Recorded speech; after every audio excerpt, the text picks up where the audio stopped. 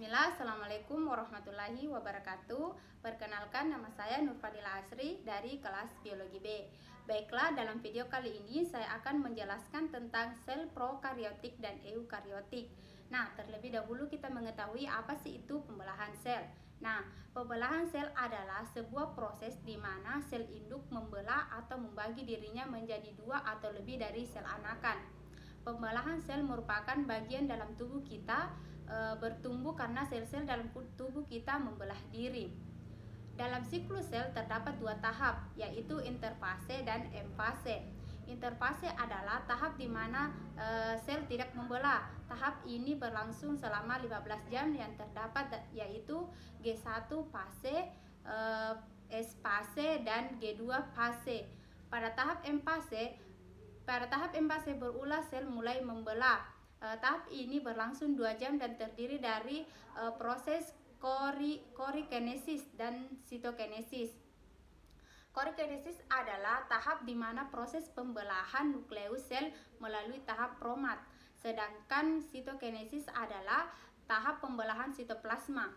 Pembelahan sel dibagi menjadi dua. Yang pertama yaitu sel membelah yaitu pembelahan pada prokariotik dan eukariotik. Baiklah, saya akan menjelaskan pada sel prokariotik. Pembelahan pada sel prokariotik dikenal dengan pembelahan biner yang artinya pembelahan ini berlangsung secara sederhana atau spontan. Proses pembelahan ini juga dikenal sebagai proses pembelahan amitosis.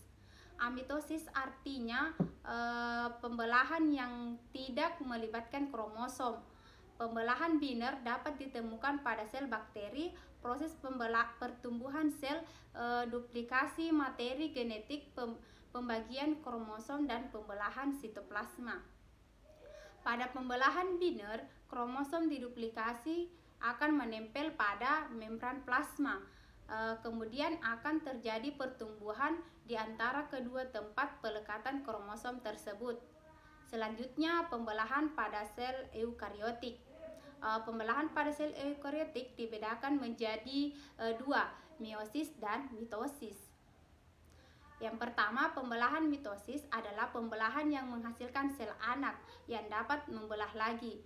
Pembelahan ini bertahap dan terjadi pada sel tumbuh atau somatis, dengan tujuan pertumbuhan pertambahan sel regenerasi sel. Pada sel-sel merismatik hewan dan tumbuhan, pembelahan yang terjadi adalah pembelahan mitosil yang berguna pada tumbuhan. Dalam tahap korikinesis, pembelahan mitosis hanya berlangsung dalam satu promat, dan sebelumnya ada tahap interfase. Promat merupakan pembelahan yang terdiri dari profase, metafase, anafase, dan telofase. Yang pertama, interfase. Pada tahap ini sel tidak membelah. Nukleus terdiri dari RNA ribosom dan merupakan tempat sintetis protein secara materi yang berwarna gelap dikenal sebagai kromatin atau benang-benang kromosom, sehingga bentuk kromosom tidak terlihat secara jelas. Yang kedua itu profase. Pada tahap ini sentrisol bergerak ke ujung sel yang berlawanan, yang disebut sebagai kutub sentrisol, mempunyai dua sentriol yang akan dikelilingi strands atau helai yang menyala dan disebut sebagai aster.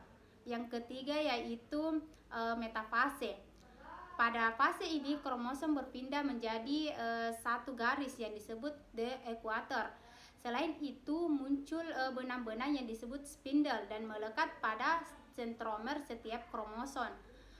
Spindle ini menghubungkan kromosom ke dua kutub sentrisol yang berlawanan. Yang keempat itu anafase.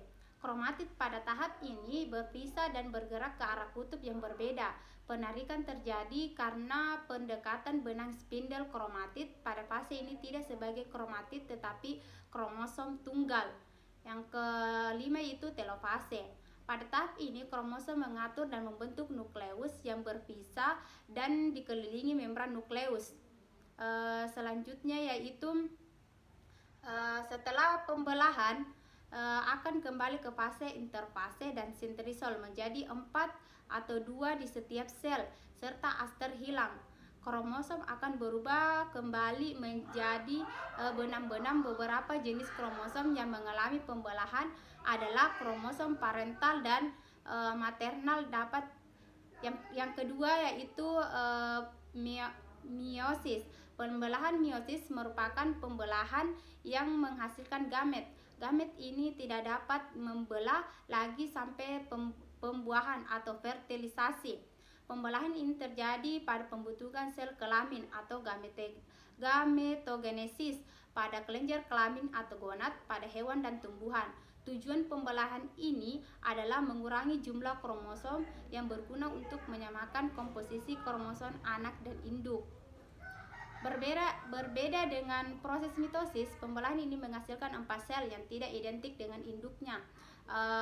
Inilah mengapa pembelahan juga dikenal dengan pembelahan redukasi. Pembelahan ini memiliki proses promat 1 dan promat 2. Proses pembelahan kurang sama kecuali pada proses profase. Selanjutnya yaitu pembagian dari meiosis tadi. Yang pertama itu lepton. Lepton adalah tahap di mana benang kromatin berubah menjadi kromosom. Yang kedua sigoten. Pada tahap ini kromatin homolog saling berpasang atau bersinapsis membentuk bivalen.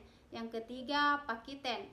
Kromosom kemudian berduplikat menjadi 4 tahap yang disebut dengan kromosom homolog mengganda sehingga menjadi 4 kromatid berpasangan. Yang keempat itu diploiden.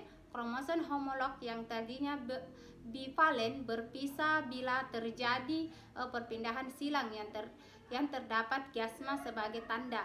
Yang kelima diagnesis. Pada diagnesis, nukleus membran inti akan hilang dan sentriol bergerak ke masing-masing kutub serta membentuk benang-benang spindle.